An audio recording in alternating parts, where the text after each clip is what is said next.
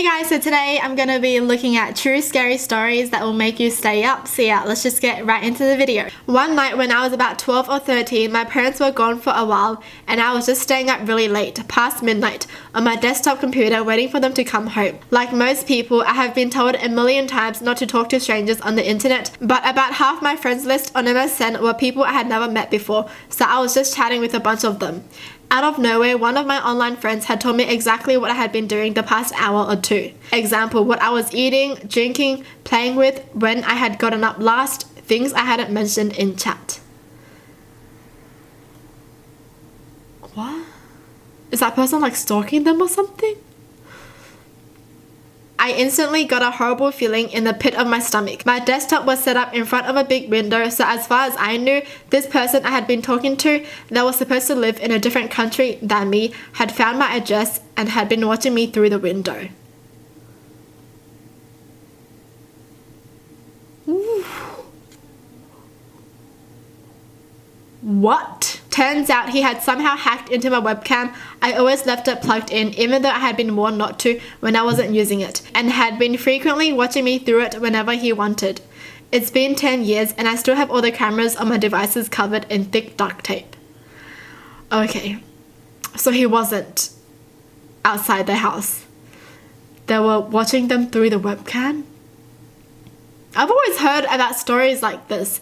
Or like, you know, people always tell you to cover your webcam when you're not using it. Like, just cover it, alright? That would have been so creepy if they found out where they were living.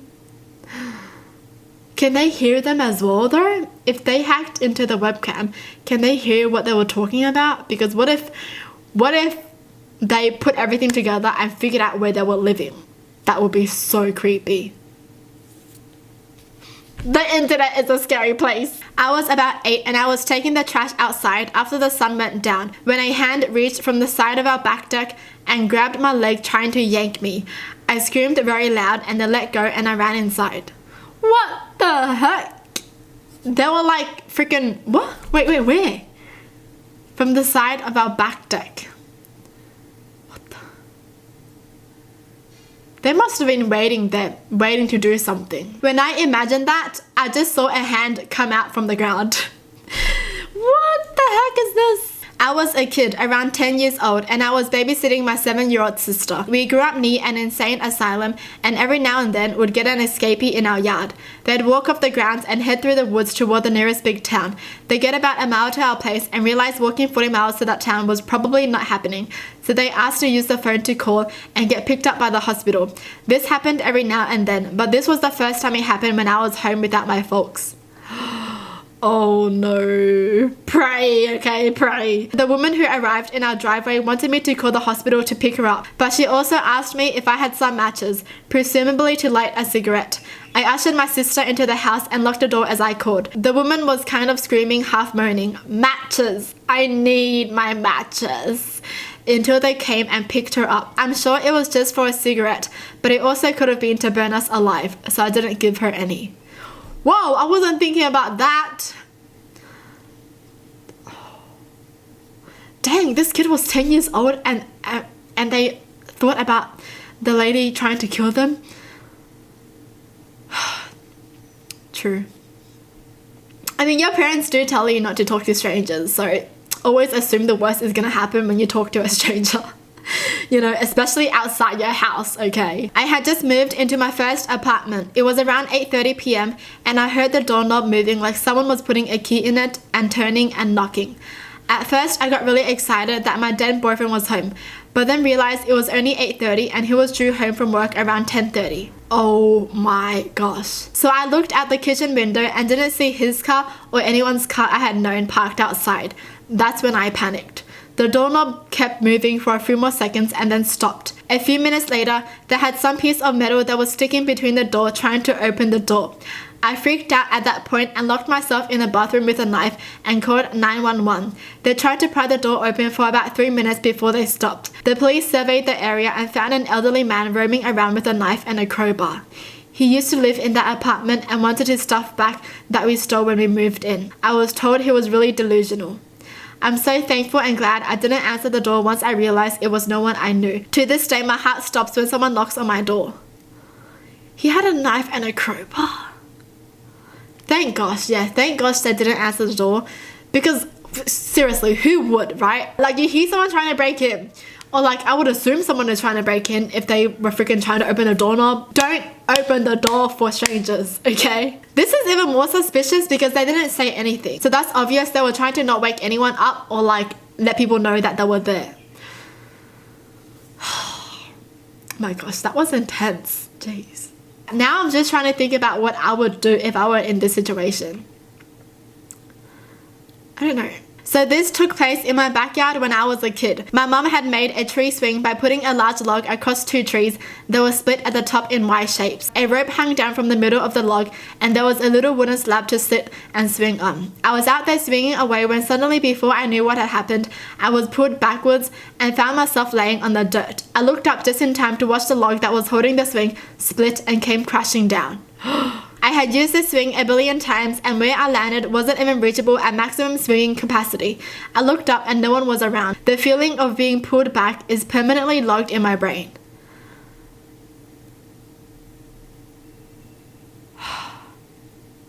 I mean, thank gosh they were pulled back because that saved them, you know.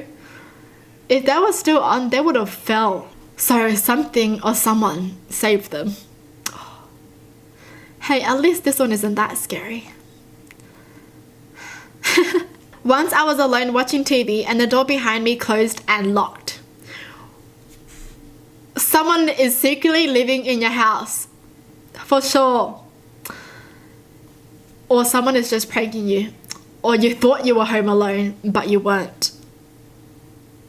That's freaking scary. If I was home alone and a door closed and then I hear it being locked, I don't even know what I would think about it. I would just be like,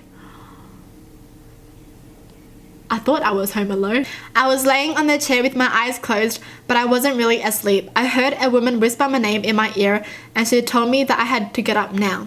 I swear I could feel her breath as she talked. I got up and there was no one there. Wait, why did they want them to get up? Excuse me? I was resting and you disturbed my peace? Excuse me? Like, I would thank them if there was a fire or something, but there wasn't. So why did they do that? Why did you do that? When I was about 13, I spent the night over at my cousin's house. We were home alone for the night and stayed up late playing video games. I remember he left the room to use the restroom. I must have been playing something good because I was sitting on the edge of the bed close to the TV. Oh, this is, yeah. That's the best feeling ever when you're like really into the game. Okay, let's move on. As I played by myself, I felt my cousins come back in the room from behind me and he laid back down on the bed, gave me a little bounce as if he had jumped on, bed squeak and all. When I turned back to talk to him, he wasn't there. He was still in the restroom. I looked down on the bed where I thought I had felt him and there was an imprint on the bed coming back up, like if someone had been there and were just coming off of it. Wait. So when they looked back and they looked at the imprint, they could tell as if something was moving, but they couldn't see it because it was like invisible or something. Oh hell no, your cousin's house is haunted. All the doors in the apartment slammed shut at the same time. I took a walk around the neighborhood until my roommate got home.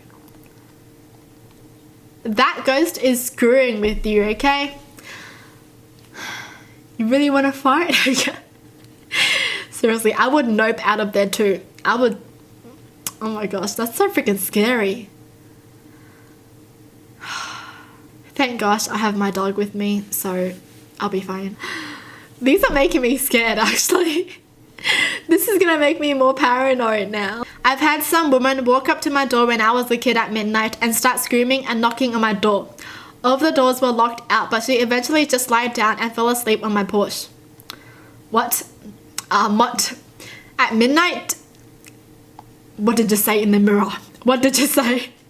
She came for you. Jeez. That's freaking scary. A lady just coming up to your house and knocking on your door at night. Where were your parents? Like, did your parents hear it? Or was it only you that heard it? Nah. Well, that's it for the video. Hope you guys enjoyed. Tell me in the comments down below what your thoughts are. And as always, thanks for watching. Hope you guys liked it. And I'll see you guys next time. Bye!